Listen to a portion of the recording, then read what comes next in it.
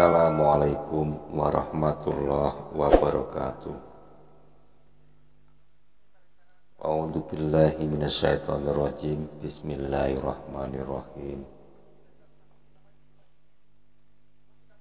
Alhamdulillahi rabbil alamin, wassalatu wassalamu ala sayyidina wa maulana Muhammadin wa ala alihi wa ashabihi ajmain, amma ba'du. Bismillahirrahmanirrahim.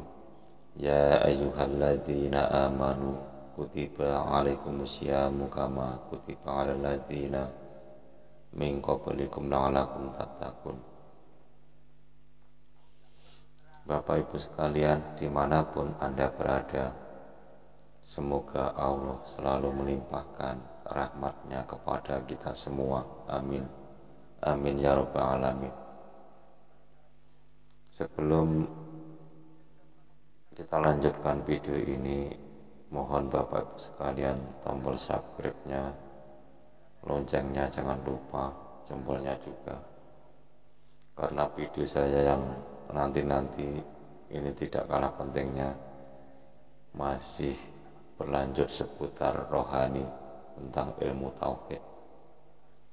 Dimana saya sudah sering bilang ini ya, tentang ilmu tauhid, bahwa rahasia-rahasia Allah itu hanya bisa diketahui dengan ilmu tauhid, dan kita sendiri harus bertauhid baru bisa mengungkap rahasia-rahasia daripada Allah Subhanahu wa ta'ala. Bapak Ibu sekalian, dalam pertemuan malam ini malam 24 ya, malam 24 Ramadan, bahwa 10 hari bulan Ramadan ini, 10 hari yang terakhir di bulan Ramadan ini merupakan hari-hari yang sangat istimewa, karena di situ ada yang namanya malam Lailatul Qadar. Ini pendapat para ulama ini macam-macam. Ada yang bilang Lailatul Qadar itu jatuh pada malam ganjil, ada juga jatuh di hari terakhir, di 10 hari yang terakhir di bulan Ramadan. Mana yang benar? Menurut sampean yang mana yang benar? Ini kalau menurut saya, ini semuanya benar.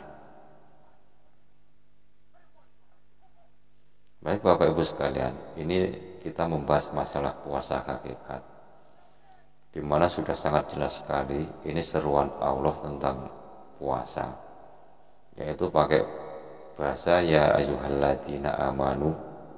Akan tetapi di sini kita tidak, di dalam Al-Quran itu tidak memakai kalimat ya ayyuhalladzina aslamu. Ini sangat jelas sekali bahwa Islam dan iman itu tingkatannya masih tinggi tentang keimanan, karena sudah tentu bahwa orang yang beriman itu pastinya Islam. Akan tetapi orang Islam itu belum tentu beriman. Itu contohnya sangat banyak sekali di negeri ini. Suatu contoh para pejabat yang korup-korup ya, yang korup-korup pada waktu sumpah dia pakai Al-Quran juga. Itu kan orang Islam kalau bersumpah pakai Al-Quran, akan tetapi akhirnya pada korupsi, kena hukuman dari negara. Akan tetapi tentang keimanan, iman ini kalau dibawa manusia tanpa lepas, barang tentu untuk berbuat tidak baik ini pasti terhindar.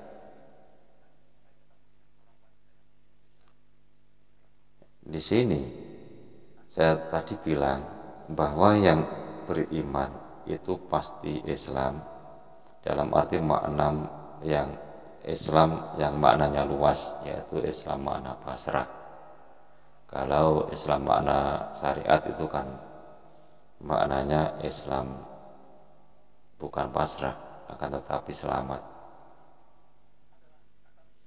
Jadi kalau kita pasrahkan diri kita semua kita pasrahkan apapun yang ada di dalam diri kita semuanya, tentunya kita akan selamat karena kita bertemu dengan Allah, Sang Pencipta kita.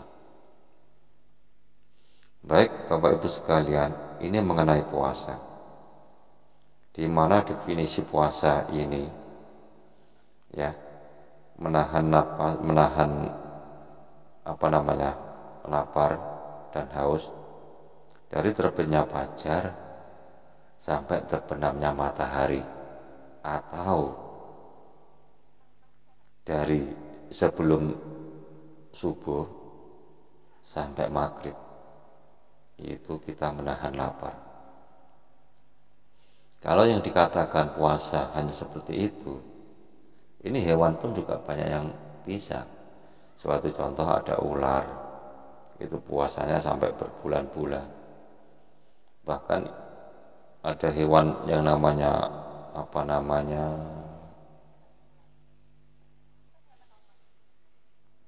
buaya, itu puasanya sampai bertahun-tahun, sampai 1 tahun, 2 tahun tidak makan, itu kuat. Ada ulat yang puasa jadi kepompong lalu berubah menjadi kupu-kupu, itu juga berhari-hari. Padahal yang dilakukan manusia, yang ditahan itu mulai dari terbitnya fajar sampai terbenamnya matahari, kurang lebih 11 jam lebih sedikit. Ya kan? Akan tetapi kalau puasa ini hanya menahan lapar, haus, apa yang nanti kita peroleh? Tentunya akan sangat sayang. Kita kembali ke zaman dulu, mengenang riwayat dari Kanjeng Nabi Muhammad SAW. Ini hakikat yang sebenarnya, yaitu pada waktu itu Kanjeng Nabi bercerita kepada para sahabat ini tentang perang Badar yang sudah selesai. Lalu Kanjeng Nabi Muhammad SAW bercerita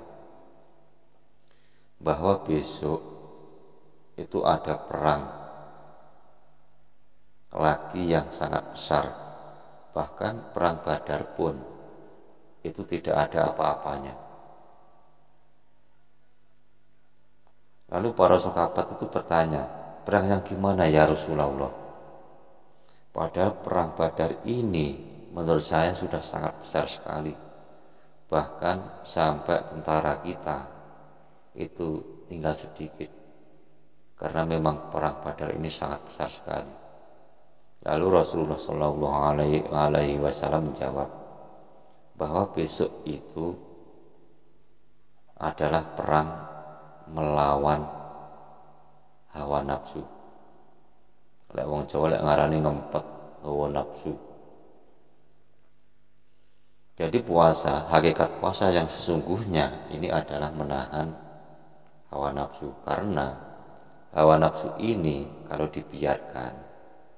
dibiarkan ini pastinya akan mengajak ke kejelekan, karena nafsu ini ditumpangi oleh iblis. Ini bisa dicontohkan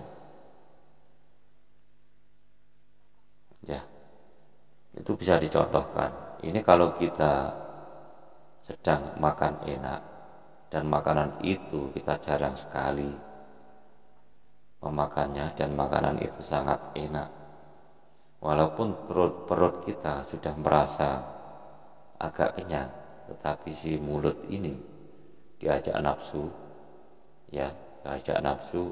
untuk makan terus, dan akhirnya perut menjadi kekenyangan. Itulah nafsu, dan pintunya nafsu itu berada di mulut manusia. Karena itu di dalam Al-Quran seruan juga ada ayat yang menjelaskan tentang membelenggu hawa nafsu. Kalau tidak salah itu juz 12 ayatnya berapa saya juga lupa, yang kalimatnya wa ma ubari'u nafsi la amaratum bisu. Artinya silahkan sampai cari di dalam Al-Quran sendiri. Jadi pada hakikatnya yang namanya puasa itu menahan hawa nafsu biar kita ini selamat, baik selamat dunia maupun akhirat. Bapak Ibu sekalian, saya kira untuk hakikat puasa sudah sangat jelas sekali. Karena kalau hanya menahan lapar, menahan haus dari petang hingga petang, anak kecil pun bisa. Kita sebagai orang yang dewasa, kita harus bisa membedakan antara puasa yang benar dan puasa yang kurang benar.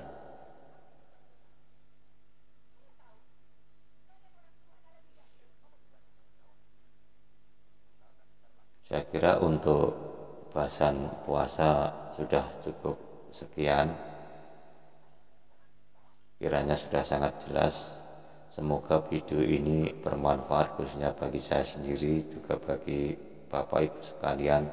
Karena niat saya di sini adalah ngaji bareng. Kita mencari ilmu bareng. Saya belajar, silahkan Anda juga belajar. Karena semua tanpa ilmu nanti hasilnya akan sia-sia. Tapi sekali lagi saya mohon maaf kepada Bapak Ibu sekalian. Jangan sekali-kali kita ini hanya berguru kepada YouTube. Karena berguru tanpa guru itu akan menyesatkan, karena gurunya adalah setan. Para ustadz sudah banyak yang berbicara seperti itu. Saya kira cukup sekian. Akhirul kalam. Wallahu a'lam bishawab. Assalamualaikum warahmatullahi wabarakatuh.